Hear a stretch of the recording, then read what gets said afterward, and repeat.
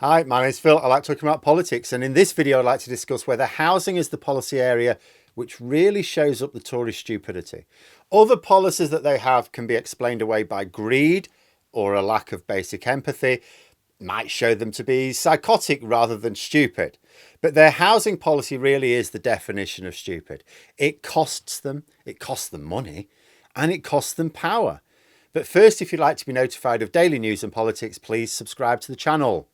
So the news today is that Michael Gove is to announce an easing of house building targets for councils in England. Blindingly obvious that the government have backed down to the NIMBY crowd. Except in this case, it makes no sense. In fact, the general attitude to housing since they came to power in 2010 has been entirely self-destructive. This is not about the last few years of particularly crazy Tory government. When you look at any number of hideously destructive Tory policies, there's always some rational explanation. It's an explanation of self-interest, but it's an explanation. Shrinking the size of the state in order to spend less public money and so achieve lower taxes ended up with spending more public money on fewer services because they replaced state provision with the private sector. The private sector, of course, wants to take a chunk of their money as profit. This sounds stupid, but it's not. Those private companies paid the Tory MPs who enabled it in the form of donations, seats on the board later on, or various other form of kickback. So not stupidity, just self-interest.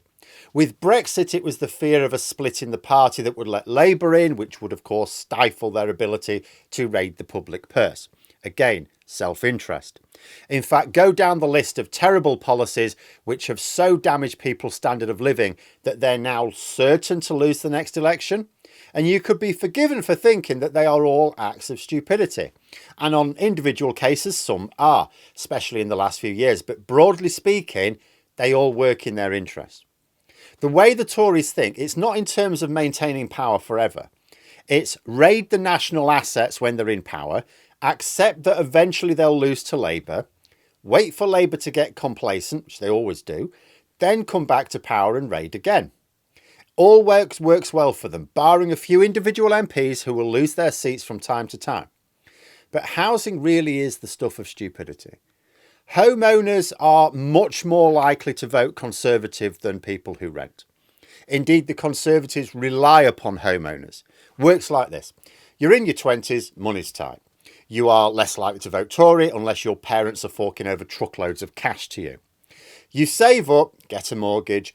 Money's still tight, of course, but then 10 or 15 years later, your mortgage repayments are interest rates allowance sort of the same, but your income's way higher. So your mortgage payments are proportionally a much smaller chunk of your income now. You've got disposable income, largely on the back of the real terms cuts to your accommodation costs. So heading into middle age, you're more likely to vote Tory because you're now more concerned about things like taxes and interest rates than public services. But this all breaks down if you don't have a housing market. Right from the start, George Osborne reduced the level of house building, telling his Liberal Democrat colleagues reportedly that it was because their voters don't like new builds. And this has been their problem ever since. It is not uncommon for Tory voting existing homeowners to be against new building projects in their community. See, once they've got their own home, if there's a reduction in home building, well, that means the value of their property goes up. So they protest against new builds. The Tories defer to them, which means fewer new homes built because they're also in the pockets of building developers. What few homes are built are much less likely to include enough affordable housing. So you end up with a situation whereby the overall level of housing per capita goes down and the availability of affordable housing sinks like a stone. This means that a generation later, you've got an entire generation who couldn't get on the housing ladder. Many cannot afford to rent, so they're stuck with their parents. Those who can afford to rent are spending everything on that rent, so they can't save up for the mortgage, and they do not see that reduction in real terms of accommodation costs because their rent keeps going up. You literally have someone in their mid-20s when the Tories come to power, now approaching 40 and with a lower standard of living. At just the point where traditionally many of these people might tend towards voting Conservative, the reasons to do so are not there. And this isn't something that rewards the Tories in any way. Building developers contribute handsomely to the Tories, but this screws them over. Builders want housing targets because that means work for them. It doesn't make any individual MP any money because NIMBYists don't give them money. They just threaten their votes. And it can't even be said to be about staying in power, needing those votes, because housing is one of the issues that cost the Tories a lot of votes. They have sacrificed a generation of voters for the sake of a few people who gave their local councillors a hard time. And this is why I say housing really does show the stupidity of Tory thinking in a way that other policy areas are a bit more mixed. I mean, let us consult the Stupidity Matrix, produced by Carlo Coppola in the 70s. I don't know that he called it that, but it's got 4 quadrants. So the upper left is for those who harm themselves but benefit others. These were described as the helpless people. There are those who benefit themselves and others at the same time. They were described as the intelligent people. Those who benefited themselves at the expense of others were known as the bandits. This mostly covers Tory behaviour. Then there are those who harm themselves and others at the same time. These are the stupid people. And the Tory housing policy is exactly this. When you curtail the building of new homes, you cause the following damage to others.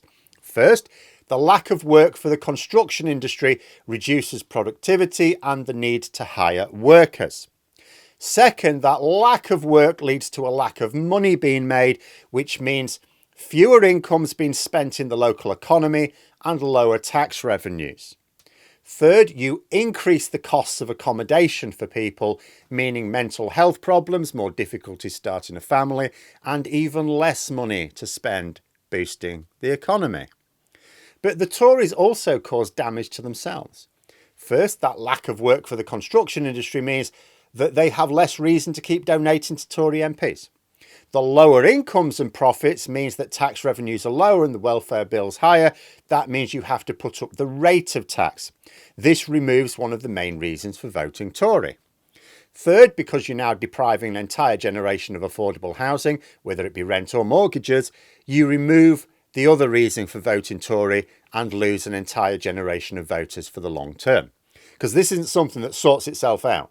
As those people get older, even if more housing becomes available, they will find it harder to get a mortgage later in life. That generation could be permanently lost to them, even if they or another government boosts home building. Could be too late for them. It was a policy that hurt themselves and hurt others. The classic definition of the stupid people on this chart. And the thing is, the Tories know this. It's been obvious from various reports over the past year that Tory MPs are keenly aware that they've shot themselves in the foot here. They have been coming up with various ideas to solve the problem. Michael Gove, for example, suggested, well, what we should do is build entirely new towns. That could mean you get the housing, but there's no local NIMBYists causing you grief because you're building it where no one lives. But they haven't even done that. No, the latest is that Gove is going to further water down already inadequate housing targets in classic Tory short-term thinking. Because what are they doing it for? To keep a small number of voters happy for an election in the short term that they're still going to lose, but they store up more years of people never getting on that housing ladder and so never getting that lifestyle which makes you more likely to vote Tory. Even the Tories know that a greatly disproportionate number of homeowners vote Conservative compared to those who rent. And yet what have they done in the last 13 and a half years? Their response has been to increase the proportion of voters who rent. That is proper stupid right there. But there we are. Those are my thoughts. Let me know yours in the comments below. Hope you found the video interesting. If you did, please click the like button.